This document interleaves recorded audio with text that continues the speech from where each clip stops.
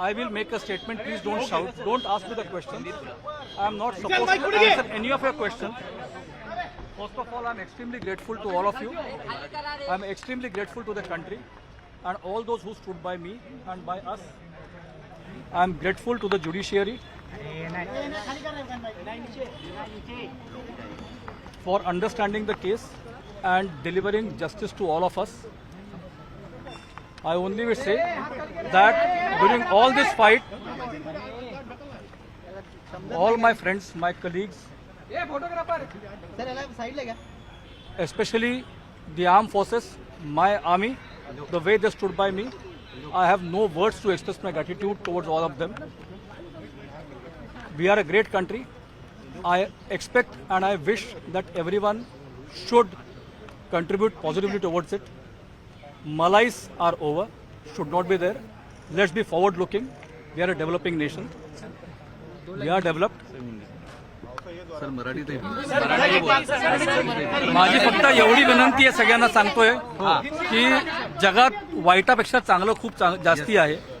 ठीक आहे, जे घडलं त्याच्याबद्दल चर्चा करण्यामध्ये अर्थ नाही. जे पदरात पडलं यश त्याच्याबद्दल सर्वांनी समाधानी राहायला पाहिजे. त्याप्रमाणे मी देखील समाधानी आहे. ठीक आहे, कुणाच्याही विरुद्ध बोलण्यात कुठल्या मला काही त्यात स्वारस्य नाही.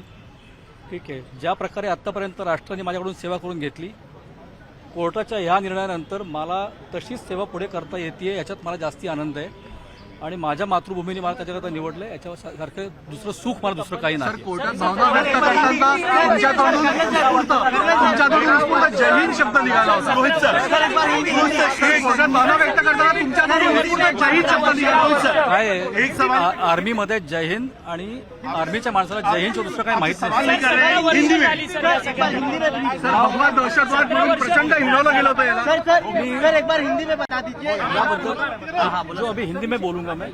सर, भगवा दहशतवाद म्हणून खूप हिणवलं गेलं होतं. इस राष्ट्र ने मुझे सेवा करने का मौका इसके पहले दिया, बेल पर आने के बाद भी दिया, और परमात्मा की मैं बहुत बहुत धन्यवाद देता हूं कि इसके बाद भी वो मुझे मौका दे रहा है एक निर्दोष निकलने के बाद. मैं चाहता हूं कि भगवान और मातृभूमि हर एक को ये मौका दे और देते रहते हैं. कमी हम में होती है कि हम उसका फायदा नहीं उठाते. ठीक है, तो देश का काम करो भाइयों. ठीक है, और कुछ नहीं है, देश के सिवा और कुछ नहीं है. ये अपना देश है, हमने काम करना चाहिए. जय हिंद. मालेगाव ब्लास्ट खटला अखेर निकाल लागला आणि आपल्याबरोबर ती व्यक्ती आहे की ज्या व्यक्तीचा युक्तिवाद या कोर्टामध्ये सगळ्यात प्रभावी मानला गेला. आणखीन ॲडव्होकेट विरल बाबर आपल्यासोबत आहेत. कर्नल पुरोहित अखेर यांची बाजू तुम्ही अत्यंत ताकदीने मांडली होती. सगळ्यात जास्त आर्ग्युमेंटसुद्धा जर झाले असेल तर ते तुमचे होते. काय सांगाल? काय फक्त इतकंच म्हणायचं आहे की जेही आम्ही युक्तिवाद केला सगळं झालं, कोर्टाने मला असं वाटतं की त्याच्यावरती on basis of our arguments and whatever we have produce before the court has considered it not just single handedly one accuse. It is a cumulative efforts of all the lawyers, everybody from day one are there. I have to came pretty late in this matter, but all the cumulative efforts which have worked out, and not just working out, we all proved the case wherein it was the case that it miserably failed today. That is हा मुद्दा नक्कीच लक्षात येतो, कारण ज्यावेळेस 313 अन्वये जबाब नोंदवण्याची अंतिम प्रक्रिया सुरू झाली त्यावेळेस सगळ्याच आरोपींच्या वकिलांचं एकत्रीकरण आम्ही प्रभावीपणे बघितलं. कधीच ते वेगळे नव्हते, सगळे एकत्रच होते. ह्याच्याबद्दल असं कुठलंही नाही का, कारण की ह्यांच्या सगळ्यांच्या विरुद्ध कुठे ना कुठे काही ना काही अन्याय फार मोठ्या प्रमाणात झाला होता. कोणता असा अन्याय वाटतो की जो प्लांटच केला गेला होता, म्हणजे की ज्यावेळेस तुमचे युक्तिवाद? नाही, मी त्याच्याबद्दल असं काही नाही सांगेन. We just legally fought the case. Whatever prosecution had brought on record we had to. हो, पण तपास यंत्रणांच्या ज्या तपासावर किंवा त्यांच्या पुराव्यावर आणि साक्षीवर तुम्ही जे कडक ताशेरे ओढले होते त्याबद्दल काय सांगाल? That is all before the court. ते तुम्हालाही आणि मलाही कळतील एकदा आपल्याला जजमेंटची कॉपी भेटल्यावर की कोर्टाचं ऑब्झर्वेशन काय. We made our best efforts to prove our case how we are innocent, and finally today the court has considered that. या युक्तिवादाच्या जे रिमार्क्स आहेत ते आपल्याला नक्कीच जजमेंटवरती कळतील वाचल्यावर की काय कोर्टाचं त्याच्यावरती म्हणणं आहे.